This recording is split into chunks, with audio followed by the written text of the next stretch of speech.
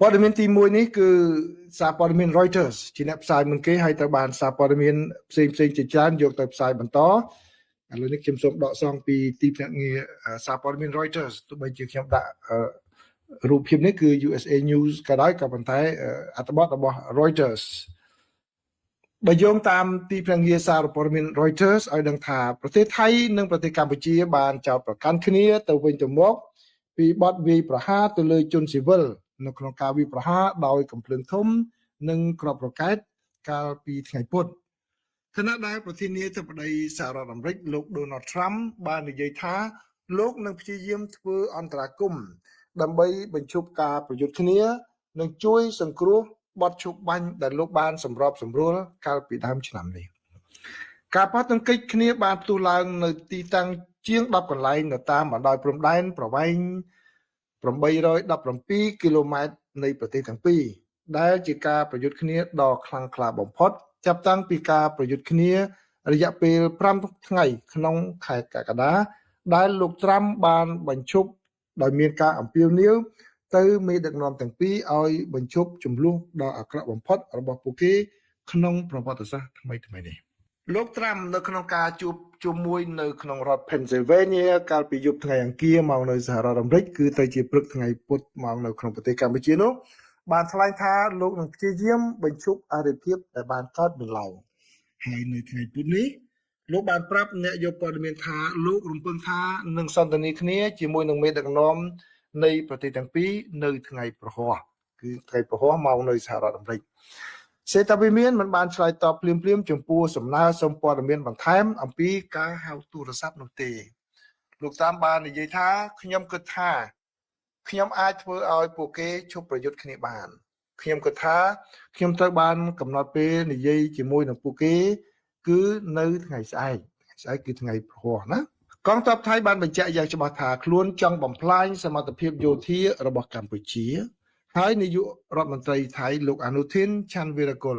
កាលពីថ្ងៃអង្គារបាននិយាយថាប្រតិបត្តិការយោធានឹងមិនបញ្ឈប់ឡើយលោកបានបដិសេធមិនធ្វើអត្ថាធិប្បាយនៅថ្ងៃពុធនេះទេអំពីអ្វីដែលជាគោលដៅចុងក្រោយរបស់យោធាចង់បាននោះនៅពេលសួរអំពីការកត់សម្គាល់របស់លោកត្រាំលោកអនុทิនបាននិយាយថាចំនួននេះគឺជាបញ្ហារវាងប្រទេសទាំងពីរដែលពាក់ព័ន្ធលោកអនុทิនបានប្រាប់អ្នកយកព័ត៌មានថាមេដឹកនាំជាតិសាសន៍ផ្សេងទៀតអាចមានចេតនាល្អក្នុងការចង់បានសន្តិភាពប៉ុន្តែវាមិនសាមញ្ញដោយគ្រាន់តែលើកទូរស័ព្ទហើយសន្ទនាគ្នាតាមទូរស័ព្ទនោះទេត្រូវតែមានការតែងតាំងត្រឹមត្រូវនិងចំណុចដែលត្រូវយកមកពិភាក្សាគ្នាហើយដើម្បីព្រមព្រៀងគ្នាផងដែរយើងនៅតែមានពេលវេលាដើម្បីរៀបចំបញ្ហាទាំងអស់នេះប្រសិនបើការពិភាក្សាបែបនេះកើតឡើងអ្នកនាំពាក្យរដ្ឋាភិបាលកម្ពុជាវិញគឺលោកប៉ែនបូណាបាននិយាយថាជំហររបស់ទីក្រុងភ្នំពេញគឺថាកម្ពុជាចង់បានតែសន្តិភាពទេហើយកម្ពុជាធ្វើសកម្មភាពក្នុងកម្រិតការពារខ្លួនតែប៉ុណ្ណោះលោកប៉ែនបូណាក៏បាននិយាយបង្ហាញសញ្ញាថាកម្ពុជាត្រៀមខ្លួនជាស្រេចដើម្បីចរចានាយករដ្ឋមន្ត្រីម៉ាឡេស៊ីលោកអាន់វ៉ាអ៊ីប្រាហ៊ីមដែលបានជួយលោកត្រាំសម្របសម្រួលបទឈប់បាញ់បាននិយាយថាលោកបាននិយាយជាមួយនឹងមេដឹកនាំថៃនិងកម្ពុជាកាលពីថ្ងៃអង្គារហើយទោះបីជាមិនទាន់មានដំណោះស្រាយច្បាស់លាស់ក៏ដោយលោកពេញចិត្តចំពោះភាពបើកចំហនិងឆន្ទៈរបស់មេដឹកនាំទាំងពីរក្នុងការបន្តការចរចាដើម្បីបន្ធូរបន្ថយភាពតានតឹងកងទ័ពថៃបាននិយាយថាការប្រយុទ្ធគ្នាបានកើតឡើងនៅលើសមរភូមិចំនួន16ផ្សេងគ្នានៅថ្ងៃពុធរួមទាំងចុងសងខាងនៃព្រំដែនប្រទេសទាំងពីរផងដែរកងទ័ពទៅបានគេរាយការណ៍ថាមានការបាញ់រ៉ុកែតប្រភេទ BM-21 យ៉ាងខ្លាំងដោយកងកម្លាំងកម្ពុជាដែលអ្នកខ្លះបាននិយាយថាបានធ្លាក់នៅជិតមន្ទីរពេទ្យមួយក្នុងខេត្តសុរិន្ទដែលបង្ខំឲ្យអ្នកជំងឺនិងបុគ្គលិកមន្ទីរពេទ្យត្រូវជម្លៀសចេញកងទ័ពបាននិយាយថាយន្តហោះគ្មានមនុស្សបើករបស់កម្ពុជាកំពុងតែបានប្រើប្រាស់ដើម្បីទម្លាក់គ្រាប់បែកនិងបាញ់រ៉ុកែត BM-21 ហើយរថក្រោះទៅបានប្រើប្រាស់នៅតំបន់ព្រំដែនផ្សេងទៀតរួមទាំងនៅជិតប្រាសាទព្រះវិហារដែលជាប្រាសាទដែលមានចំនួនដែលជាប្រាសាទកសាងឡើងក្នុងសតវត្សទី11ដែលជាចំណុចក្តៅ សម្រាប់ចំនួនការទូតនិងយោធាពីពេលមុនមកដាក់ផងដែរយោធាកម្ពុជាបាននិយាយថាប្រទេសថៃបានប្រើប្រាស់ការបាញ់កំភ្លើងធំនិងយន្តហោះគ្មានមនុស្សបើកដែលបំពាក់ដោយអាវុធនិងបាញ់កំភ្លើងត្បាល់ចូលទៅក្នុងលំនៅឋានរបស់ប្រជាពលរដ្ឋខណៈដែលយន្តហោះចម្បាំង F16 បានចូលទៅក្នុងដែនអាកាសកម្ពុជាជាច្រើនដងដោយខ្លះទៀតបានទម្លាក់គ្រាប់បែកនៅជិតតំបន់ស៊ីវិលក្រសួងការពារជាតិបាននិយាយនៅក្នុងសេចក្តីថ្លែងការណ៍មួយថាកងកម្លាំងកម្ពុជាបានប្រយុទ្ធយ៉ាងខ្លាំងក្លាប្រឆាំងនឹងសត្រូវដែលកំពុងឈានទៅមុខហើយបានឈរយ៉ាងរឹងមាំក្នុងទូនីតិរបស់ពួកគេក្នុងការការពារបូរណភាពទឹកដីរបស់កម្ពុជាសូមជម្រាបសួរប្រិយមិត្តទាំងអស់គ្នាបាទសូមស្វាគមន៍មកកាន់កម្មវិធីបច្ចុប្បន្នភាពអាមេរិកាំងបាទនៅថ្ងៃនេះថ្ងៃពុធនៅឡើយទេនៅមកនៅសហរដ្ឋអាមេរិកយប់ថ្ងៃពុធទៅហើយ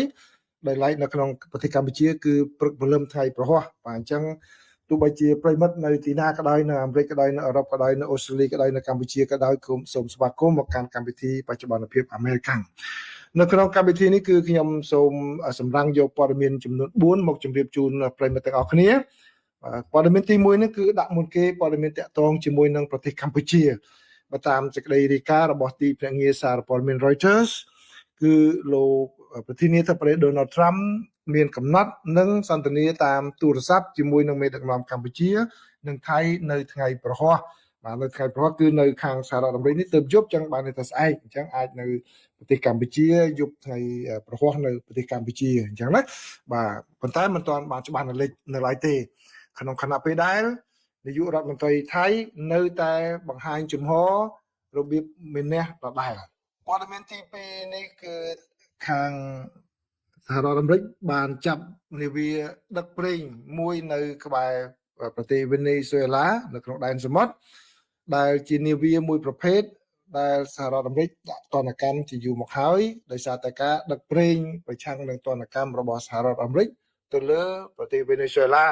ហើយដឹកប្រេងហ្នឹងគឺនៅចន្លោះពីប្រទេសអ៊ីរ៉ង់ហើយនឹងជាមួយនឹងប្រទេសវេណេស៊ុយអេឡាព័ត៌មានទី3គឺនៅពេលនេះអ៊ុយក្រែនបានឆ្លើយតបទៅវិញហើយទៅនឹងសំណើសន្តិភាពដែលស្នើឡើងរៀបចំឡើងដោយសហរដ្ឋអាមេរិកក៏ប៉ុន្តែខ្លឹមសារលម្អិតគឺនៅមិនទាន់ដឹងដល់ឡើយទេប៉ុន្តែបើតាមព័ត៌មាននេះគឺនៅក្នុងផែនការចុងក្រោយនេះមានលក្ខណៈធូរស្រាលជាងមុនគឺផែនការបច្ចុប្បន្នហៅថាផែនការ20ចំណុចដែលមានធាតុខ្លះនៃផែនការមុនដែលជាផែនការ28ចំណុចប៉ុន្តែក៏នៅមានចំណុចតឹងរឹងដែលអាចនឹងធ្វើឲ្យផែនការនេះក្រឡាប់ចាក់ផងដែរហើយព័ត៌មានទី4គឺសូម្បីតែប្រទេសដែលអាចចូលមកសហរដ្ឋអាមេរិកដោយពលរដ្ឋជាទេសចរក៏ដោយមិនអស់វីសានោះនៅពេលឥឡូវនេះសហរដ្ឋអាមេរិកតម្រូវឲ្យពួកគេផ្ដល់នៅបណ្ដាញសង្គមរបស់ពួកគេការប្រើប្រាស់បណ្ដាញសង្គម